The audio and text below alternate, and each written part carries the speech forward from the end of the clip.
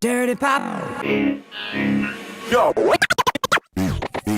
What is up, everybody? Welcome to a brand new edition of Pop, Lock, and Drop It. I am your host, JD. For those of you that are actually joining us for the very first time, welcome and thank you for watching this video. Pop, Lock, and Drop It is a series on our J&J Toy Giants YouTube channel where we go over all Funko Pops and Funko items related. And it's been a while. I think it's been maybe 4 or 5 months since we did a Pop, Lock, and Drop It. I basically just wanted to make sure that, you know, since I've been collecting for about 4 years now, I was just like insanely just getting anything that I felt that, you know, I liked or watched or what have you. And over the time of the course, I just developed so many pops I didn't really know what to do with. I actually sold some at like a garage sale. So since then, I've been like very, very selective as to what exactly I'm going to be collecting. I had to make some cuts as far as like IPs that I said, I like it. I had it before on either 1 or 2 pops and I'm not going to collect them anymore. So anything that you see on the J&J Toy Giants Pop, Lock, and Drop It more than likely is going to make a cut onto my shelf, or I may keep it and then flip it. Who knows? I'm not really into flipping myself, but for those of you also, again, that are just joining us for the very first time, check out all of our other playlists on our YouTube channel. I've actually been incorporating some newer stuff like reaction videos and stuff like that, but you're not here for that. We're gonna go over the first one. I've actually got this off of Amazon, and fitting, since the Ahsoka series is actually still going on right now, I actually still have to do a Patreon reaction to that, so stay tuned for that. But it's gonna be Ahsoka from Star Wars number 464, and I apologize for the glare.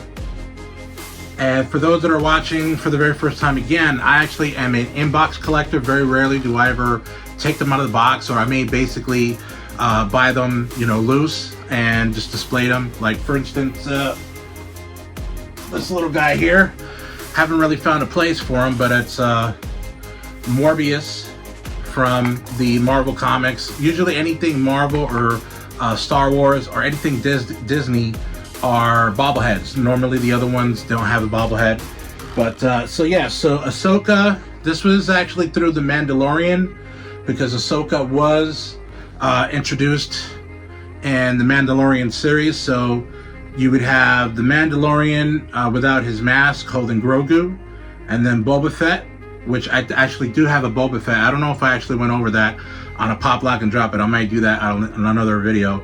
Bo-Katan, Ahsoka, Grogu, and the Dark Trooper. So you can see them on the back there of all the other pops, Funko Pops that you can get off of the Mandalorian series. I would assume they're going to be coming out with Ahsoka specific Funko Pops, because there is another kind of like outfit that she was wearing in the series. I don't want to spoil anything, but more than likely they're probably going to, if I had to guess, they're probably going to have Grand Admiral Thrawn, Ahsoka, Ezra, Huyang, I forget her name, the green girl with the headdress. But more likely they're also going to have the 2 sensitive Jedis in the show.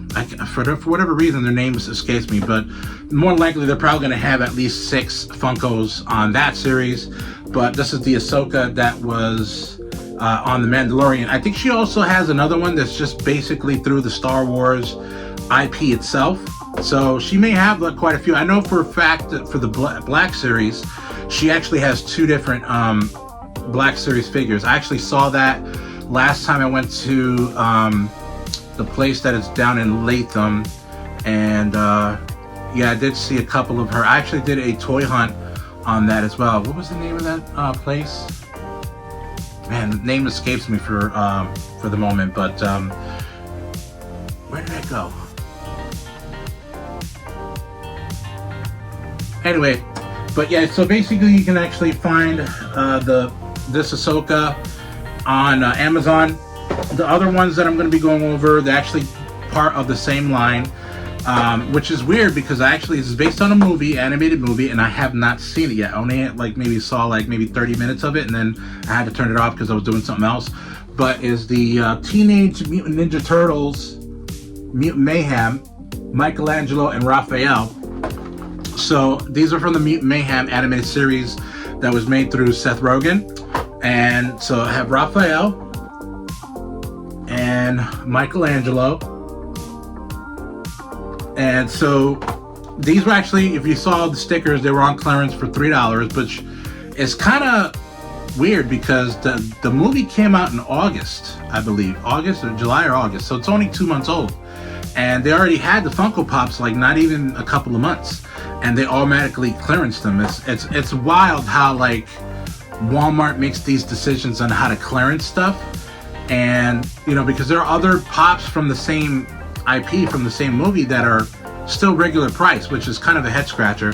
I was hoping to see if they had like Donatello and Leonardo that I could pick up for clearance as well, but no such thing. So I'm gonna have to keep an eye out on that. If you guys are watching this video and you have access to our social medias, you want to slip in my DMs, and if you got them for cheap, I'm open to anything that you want to send me. So again, I really can't really talk a lot about these Pops because I haven't seen the movies. So you can get April O'Neil, Leonardo, Donatello, Superfly, who's the main protagonist or antagonist for that movie, which is voiced by Ice Cube, and then Splinter, who's voiced by Jackie Chan. So these are the ones you can see there on the back that you can get. Probably better close up here. I actually like the way that they actually animated the turtles. For whatever reason, Raphael in the last two movie adaptations, they had his bandana over his whole head, which I mean it's cool. Even in the that new Teenage Mutant Ninja Turtles cartoon that's on Disney Channel right now, or Nickelodeon. But yeah, I mean it's so weird that they automatically are following that whole like, you know, headband, or basically his headband is all over his head. It's more like a hoodie. But yet all the other turtles don't have that, you know, like Michelangelo, Leonardo. But definitely, and what I liked about this movie so far from what I was watching is that they are actually voiced by teenagers. The Teenage Mutant Ninja Turtles throughout its film history have been voiced by adults, but they're supposed to be teenagers. Even in the 2007 animated movie and the 2012 series that came out in Nickelodeon, they have never been voiced by teenagers, which was a good thing to have because it has teenage on the actual name itself. Not sure if I'm going to display these in because this is my main wall here. This is like my best of the best, and then it kind of goes this way, left, and then right.